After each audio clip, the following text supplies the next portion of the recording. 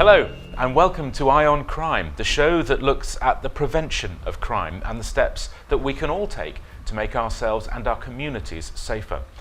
Coming up, we'll be looking at so-called legal highs and the myth behind the name. We'll be giving you advice on how to keep yourself and your possessions safe, and we'll be talking about the support available when crime becomes a factor in a relationship. Numbers and information about each of today's subjects will be on screen, so please do get in touch.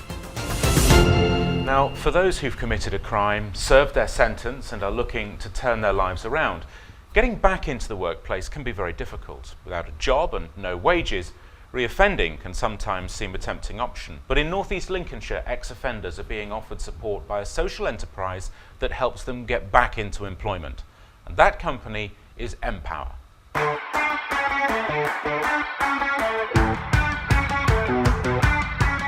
Tell me about Empower and what you do here.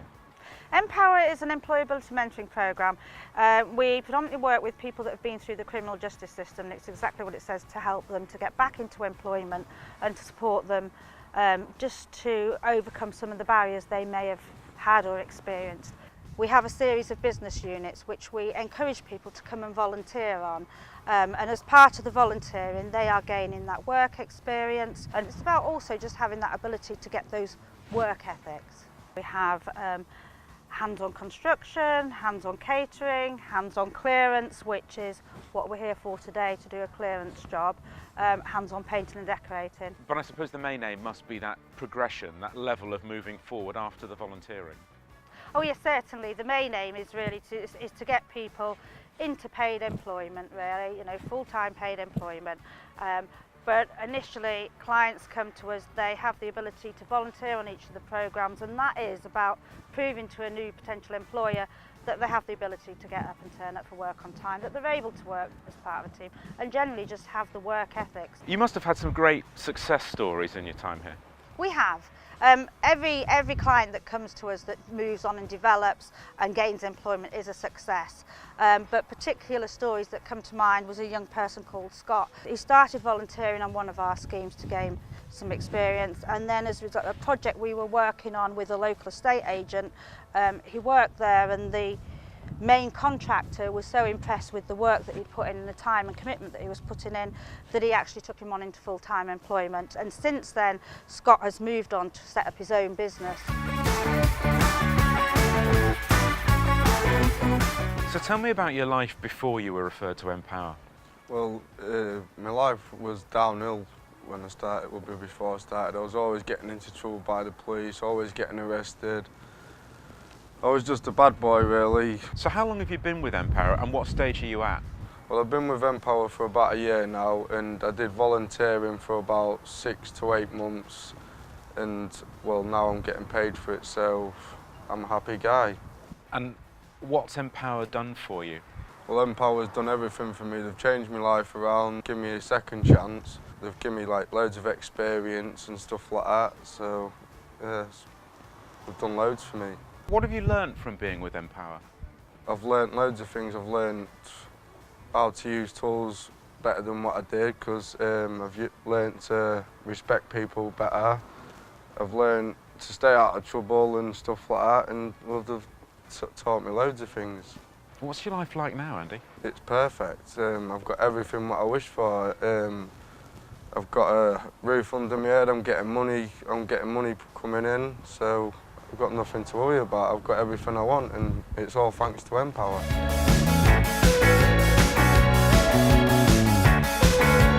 Tell me about community pride. Some of the issues that we deal with consist of environmental issues, such as waste being stored, fly tipping, noise nuisance, or other issues. Why are we here today? We're here today because we have the council has received complaints of waste being stored in a property. There were numerous large black bags stored on the premises full of household waste, including food waste, which obviously can attract vermin to the area. Now, I've never seen anything like this before. How widespread a problem is it? It is quite a widespread problem. Different people have different tolerance levels, and there comes a point where the council has to intervene when there's vermin attracted to the area, because there's such an extent of waste being stored in the property that it is detrimental to the health and hygiene of the local community. How closely do you work with Empower in this sort of an issue? We work closely with Empower, as we do with other organisations that provide assistance when we need remedial works done to ensure compliance of notice. They are one of a number of contractors that we would seek out to use to undertake the work that we need to ensure that the complaints are resolved for the members of the community.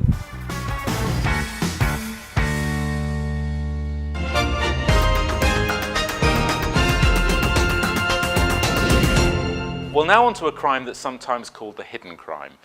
In the Humberside Police region, 12% of calls to the police for assistance are about domestic abuse.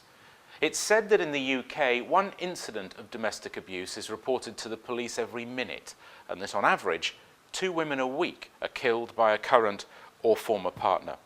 But there is help available, and to tell us more about that, I'm joined by Denise Farman, Service Manager at Women's Aid in Grimsby, and Councillor Hazel Chase, Portfolio Holder in North East Lincolnshire for Safer and Stronger Communities. Thank you both very much indeed for coming in to see me.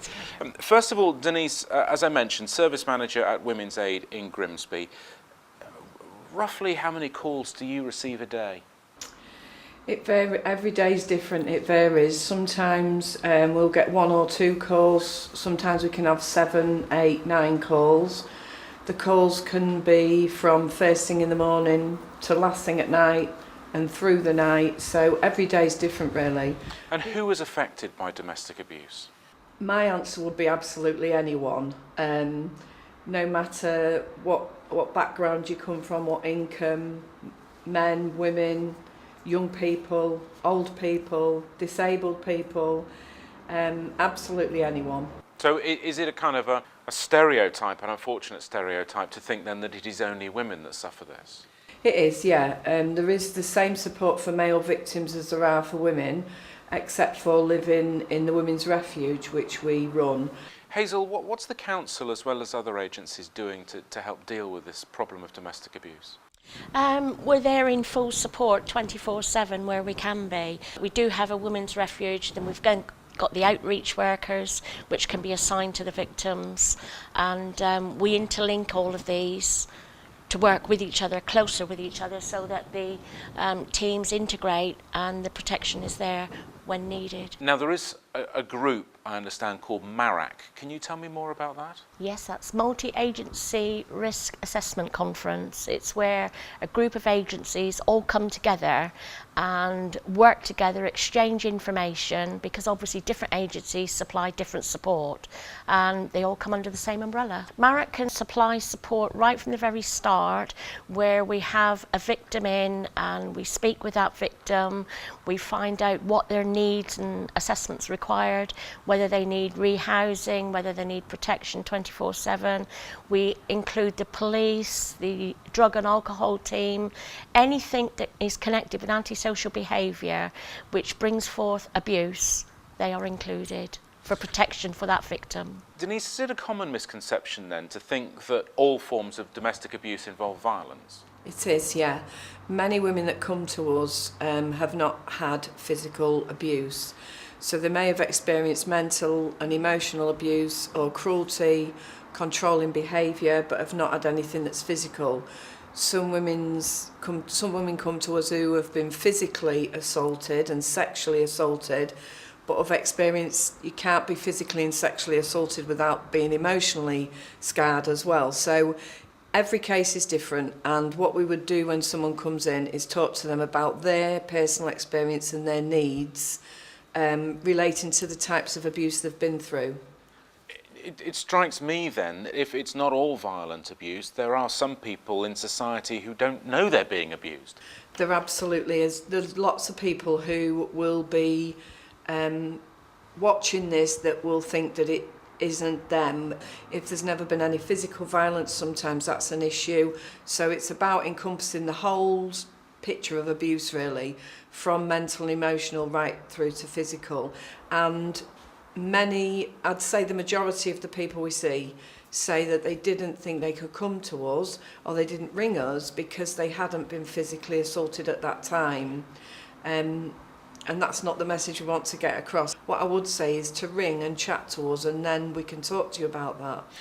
Finally, Hazel, from your point of view, what would your message be to someone who's watching this, who may be thinking, I'm going through this now, or maybe, more importantly, perhaps know someone else who they think is going through? What would you say to them? My message to them would be, please don't sit in silence. You're not alone. Stop and think. The agencies are out there. We're all there to help you, whether it is actual domestic abuse or mental abuse, it matters not. You are not on your own. Come forward, speak in confidence, and we will do our best to help you. All right. Pleasure to talk to you both, ladies. Thank you very much indeed for coming in. Coming up on the programme, we'll be looking at the issue of so-called legal highs, finding out what they are, what local people think about them, and we'll be speaking to the experts to see what can be done about the problem as well. See you after the break.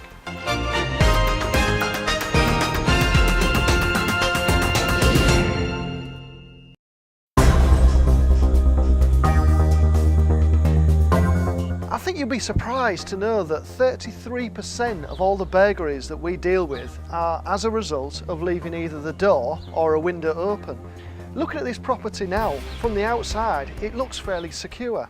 It's got a light which is a fairly low wattage light, and so we'd always say leave that light on. When we're looking at security, we always look at the outside of the property and see what can we see inside.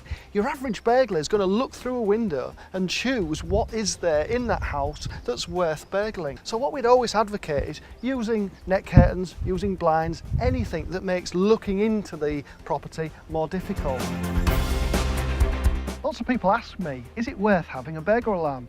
Well, I think it is, and I'd say that because burglars will listen to a burglar alarm. Can you imagine what it'd be like as a burglar if you got into a house and the alarm went off? You probably aren't going to spend an awful long time inside the house.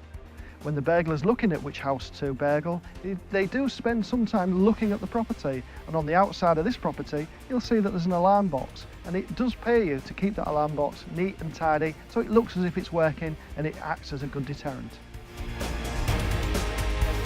The first line of defence, generally speaking, in a house is the front door. We've got to look at the door and think, well, what sort of protection is this door going to offer us? Now, this particular door's got one lock. It's a lock in the centre, which if we only had one lock, that's a good place for it. Inside, we've got some bolts. We've got a bolt at the top and we've got a bolt at the bottom, which is pretty good, and it spreads the locks across the whole length of the door. When we're inside a property, we've got to think of the valuables and what might be attractive to a burglar. Inside this property, we've got a laptop. Well, the laptop will be viewable, we'll be able to see it from outside. So all we'd say is put it in a drawer or somewhere so it's not readily, available. When you're looking at windows in a property like this, these are timber windows, so often the window will have a lock. That keeps the window reasonably secure. This one actually has got a key in it at the moment. You do need a plan for such as evacuation in case there's a fire, but what we'd advocate is take the key out and put it somewhere safe. Somewhere where you know it is, just in case you needed it in a hurry, but not so that somebody could break the window and gain access to the property.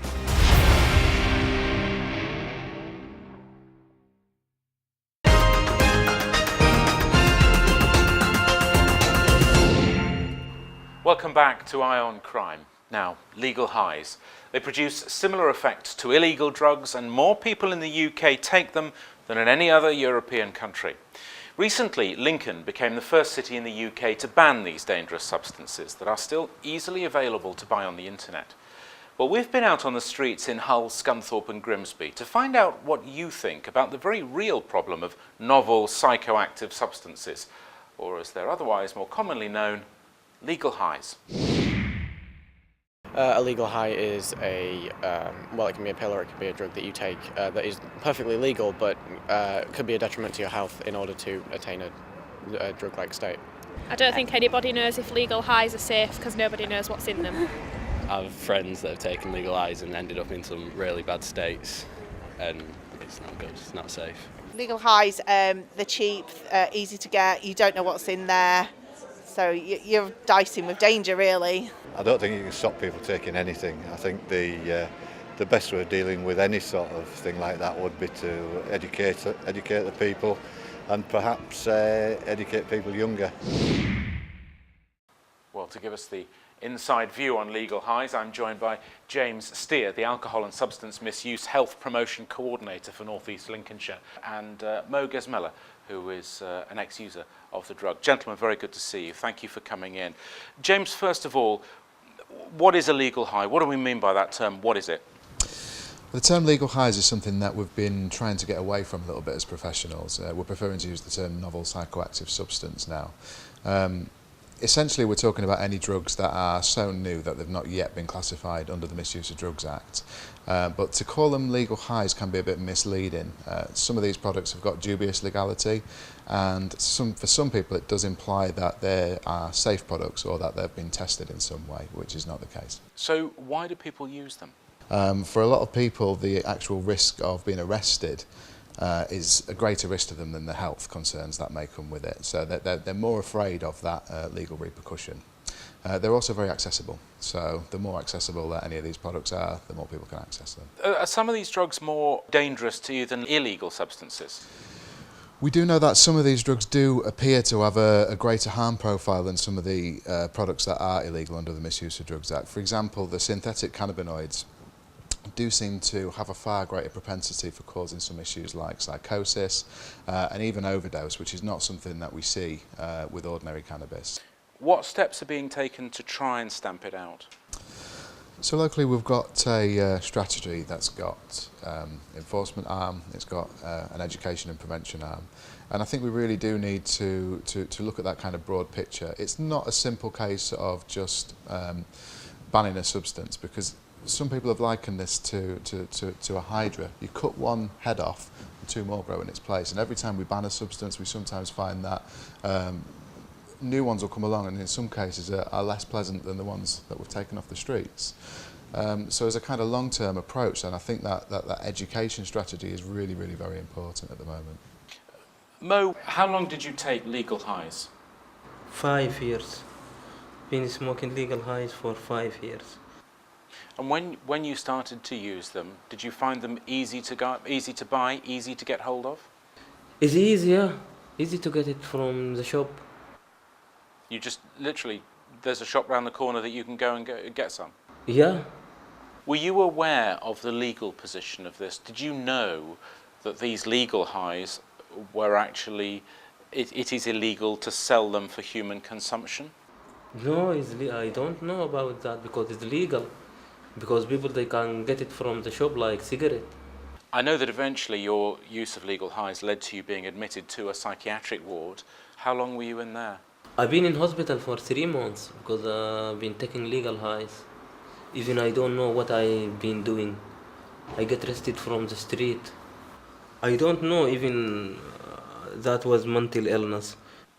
James, there are going to be people watching this perhaps that maybe have taken legal highs, maybe thinking of taking legal highs, that will have no idea that, you know, someone like Mo ended up in hospital because of taking legal highs, a psychosis. He lost touch with reality because he took a legal substance. Is that a common misconception, do you think? Unfortunately, it's something we are seeing more and more of. We are getting more and more cases of people presenting to mental health services after taking legal highs, and it can be varying degrees of severity, but essentially a lot of these products are targeting receptors in the brain that in a very powerful way, in a much more powerful way than some of the drugs that we've seen in the past. So I think it has to be expected really that for people who are going to use them very often, then ultimately that's kind of a big risk that they're taking. These are seriously dangerous things, aren't they? Some of them certainly can be, yes. There's some very unpleasant products at the minute. One of the difficulties is that the products change, sometimes from bag to bag. What chemical the plants are sprayed with, what's actually in them can change dramatically. So somebody might take some one day and not have too bad a reaction to it, and the next time they take them it might be a completely different chemical which could produce an absolutely different reaction in that person. So it's almost like Russian roulette with every bag.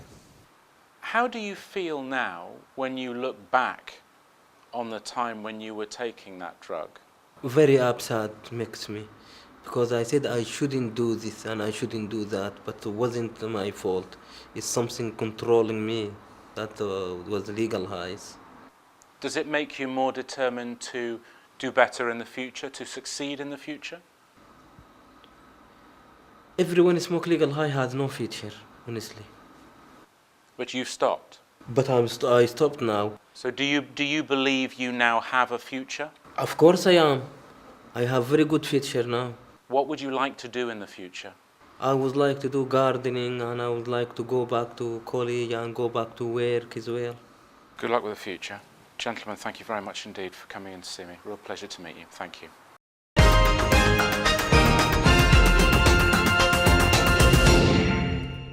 Well, now it's time for your help. Crimestoppers and Humberside Police would like to speak to these people who've been caught on camera in our local area. If you recognise any of them, of course, please call Crimestoppers or Humberside Police. The numbers are at the bottom of your screen now.